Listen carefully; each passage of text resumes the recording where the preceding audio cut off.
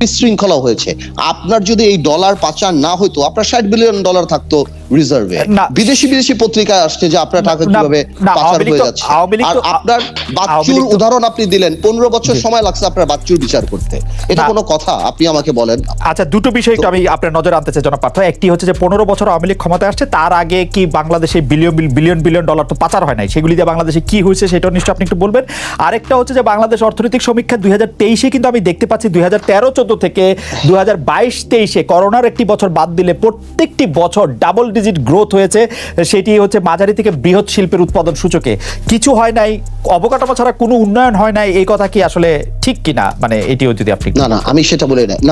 না, অফকোর্স অবকাঠামো ছাড়াও অনেক উন্নয়ন হয়েছে, সেই ব্যাপারটা I am not saying, but আমি কথার কথা বলছি যে আপনার মাথায় রাখতে হবে একটা জিনিস, যে এই লোকটার হার্ট ভালো কাজ করছে।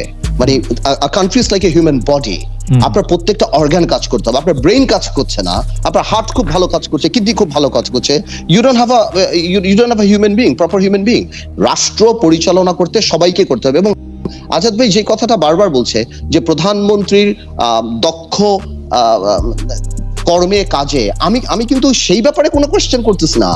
আমি কিন্তু বারবারই বলি দ্য কান্ট্রি, প্রধানমন্ত্রী যেভাবে চালাচ্ছে with a very weak system. আজকে আজাদ ভাই বলতে পারবে প্রধানমন্ত্রী আর 5টা সাকসেসফুল মিনিস্টারের কথা? আজাদ ভাই বলতে পারবে যে উনি ব্যবসা করে? লোটাস কামাল সাহেব যে আমাদের অর্থমন্ত্রী, উনার ভূমিকাটা কি বাংলাদেশে? উনাকে কয়বার দেখা গিয়েছে বা এই ক্রাইসিসের মধ্যে কোথায় দেখা গিয়েছে?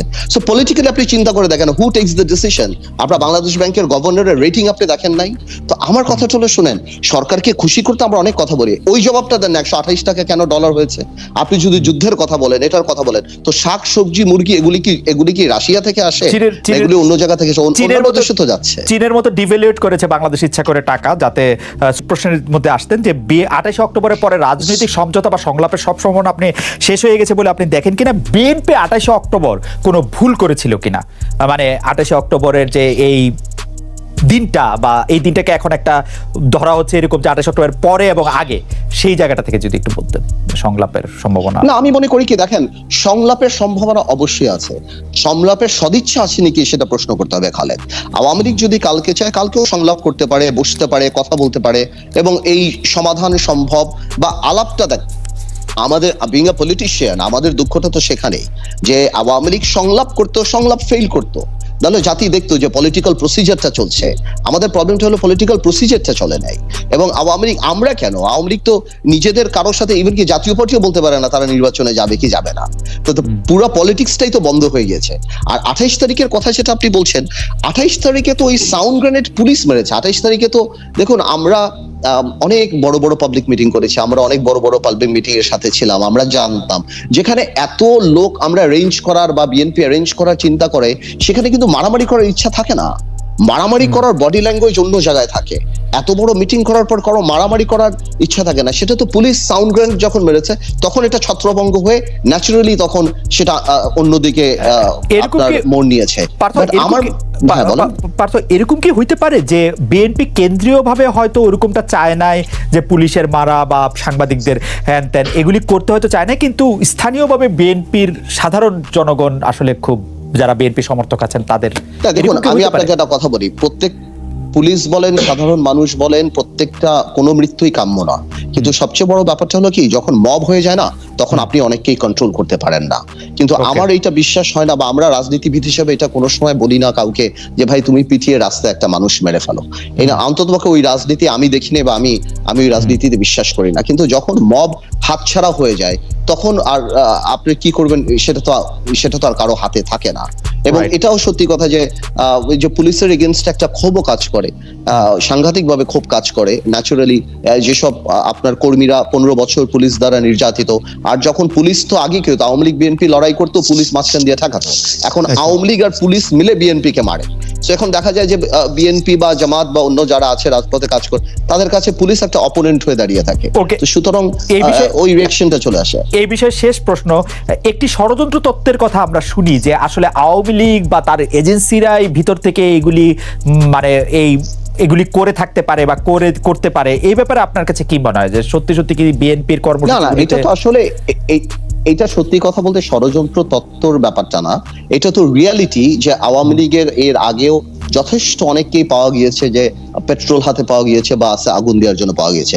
তার মানে আমি এটা বলছি না যে এই মারামারি বা এই পুলিশ হত্যা আওয়ামী লীগ বা এ করেছে ও করেছে, বাট এটার পসিবিলিটি তো আমরা আগে দেখেছি যে যদি 10টা বাস পোড়ানো হতো, 5টা বাস যদি বিরোধী দল পড়ায় তাহলে আরেকটা দেখা যায় 5টা বাস দেখা যাচ্ছে সরকার দলও পড়াচ্ছে।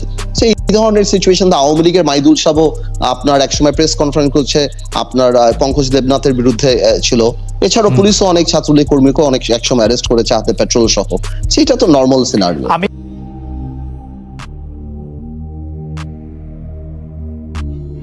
কেন সবার আগে বাংলাদেশ সত্য, আওয়ামী লীগ বিএনপির বাইরে।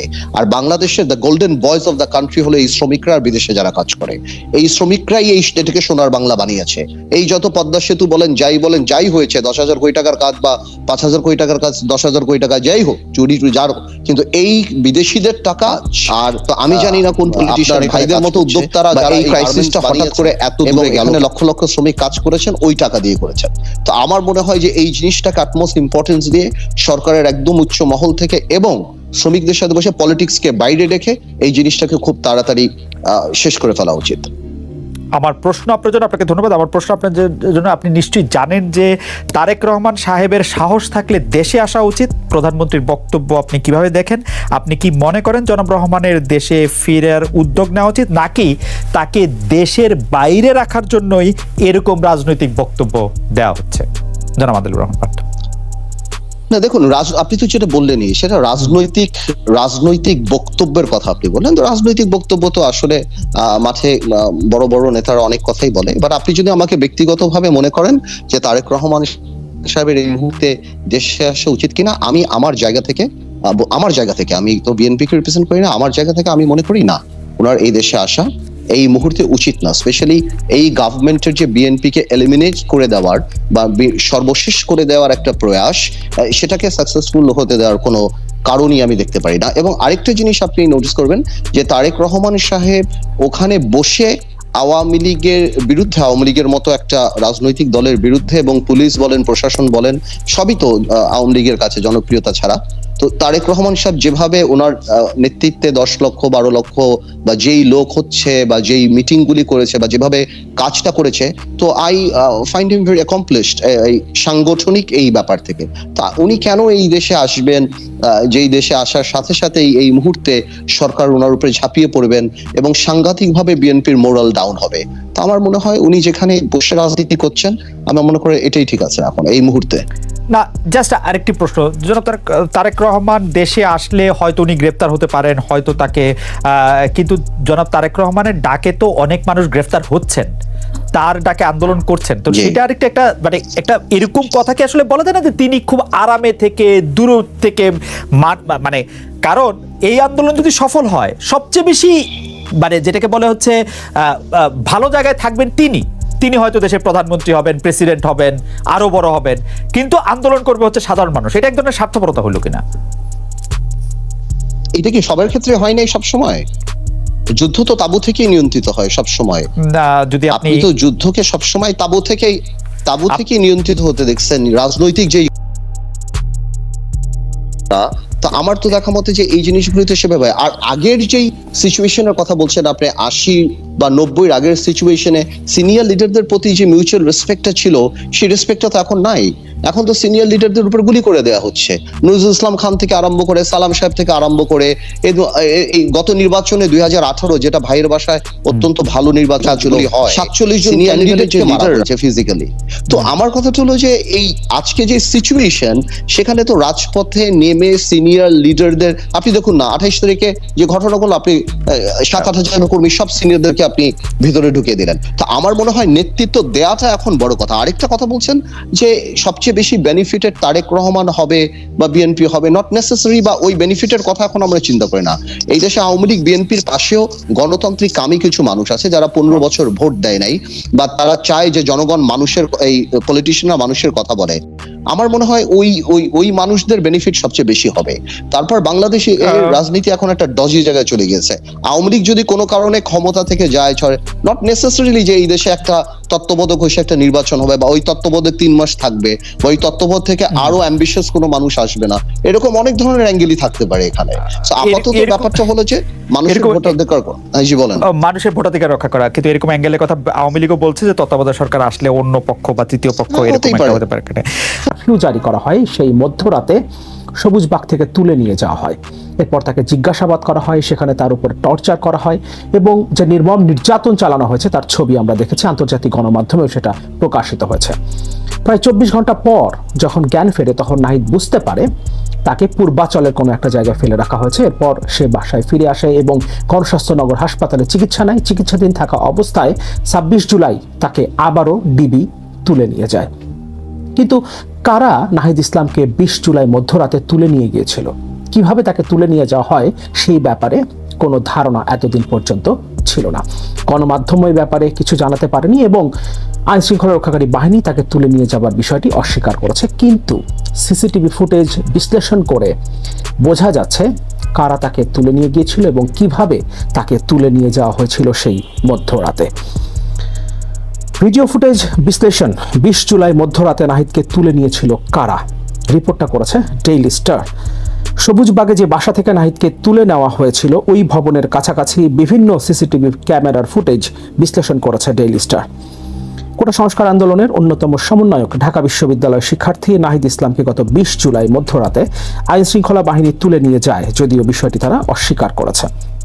দ্য ডেইলি স্টার কয়েকটি ভিডিও ফুটেজ বিশ্লেষণ করে দেখেছে মধ্যরাতে রাজধানীর সবুজবাগে যেখান থেকে নাহিদকে তুলে নেওয়া হয়েছিল সে সময় ওই বাসার কাছে র্যাপিড অ্যাকশন ব্যাটালিয়ন 3-এর একটি গাড়ি, একটি এসইউভি, একটি মাইক্রোবাস ও 2টি মোটরসাইকেলের উপস্থিতি ছিল। যেভাবে তাকে তুলে নিয়ে যাওয়া হয়েছে এটা কোনো সিনেমার দৃশ্যের চেয়েও কম কিছু না। প্রায় 24 ঘন্টা পর নাহিদের জ্ঞান ফেরে। এরপর সে ফিরে এসে গণস্বাস্থ্যনগর হাসপাতালে চিকিৎসাধীন অবস্থায় তাকে আবারও ডিবি তুলে নিয়ে যায়।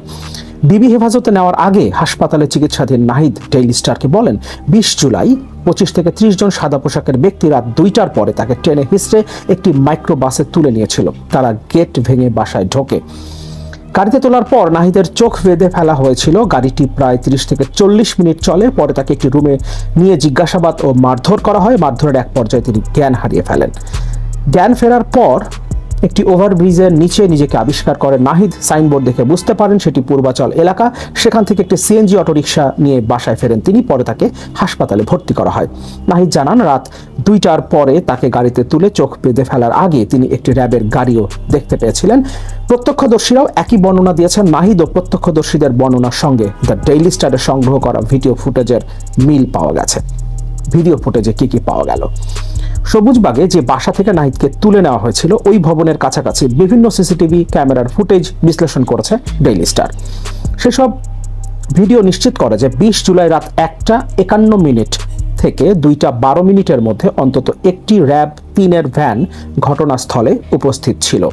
রাত 1:51 দিকে সবুজবাগের নন্দীপাড়া সরকারি প্রাথমিক বিদ্যালয়ের কাছে 2টি মোটরসাইকেল, একটি এসইউভি, একটি মাইক্রোবাস ও একটি র্যাবের ভ্যান থামে।